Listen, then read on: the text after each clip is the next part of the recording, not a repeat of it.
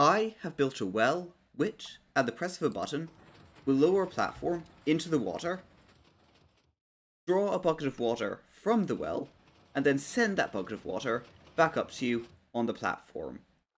Before we get into how it works though, if you enjoy this video, please consider leaving a like, and if you want to see more content like this, please consider subscribing. It's free and you can always change your mind. I wanted to recreate, as accurately as possible, one of those real life wells, where you lower a bucket on a rope to get water. The closest that I got, however, was my current design, this.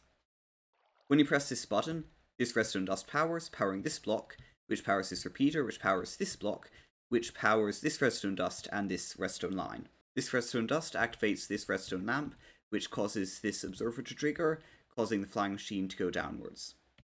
The reason why there's a lot of obsidian here is to prevent water from flowing in and updating the observer on the bottom of the flying machine when the flying machine is moving upwards, because that would break it. This redstone line here goes down through all of these repeaters, each set to 4 ticks, so that by the time this dispenser and this piston are activated, this flying machine has reached the bottom.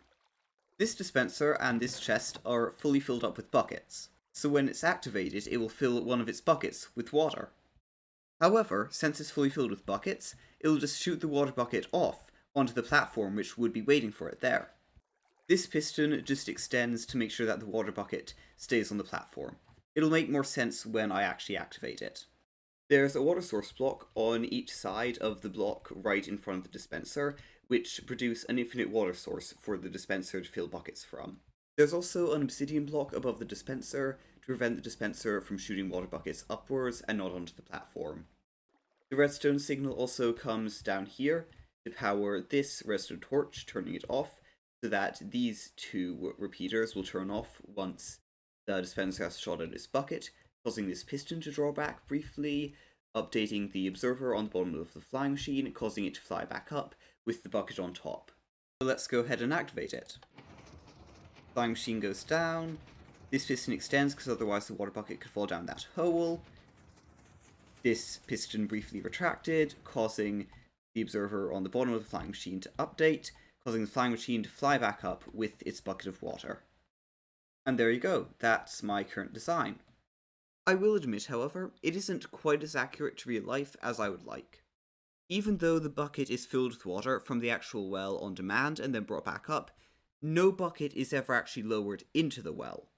I did think about having a system where you could throw a bucket into the well, and that bucket would then be filled with water and brought back up. However, I eventually decided that due to the shape of the flying machine, and the fact that iron buckets sometimes float, this would be impossible. I did play around with a couple of systems like this, where you throw a bucket into a hopper which leads into this chest, and that activates the well. However, in the end, decided against it.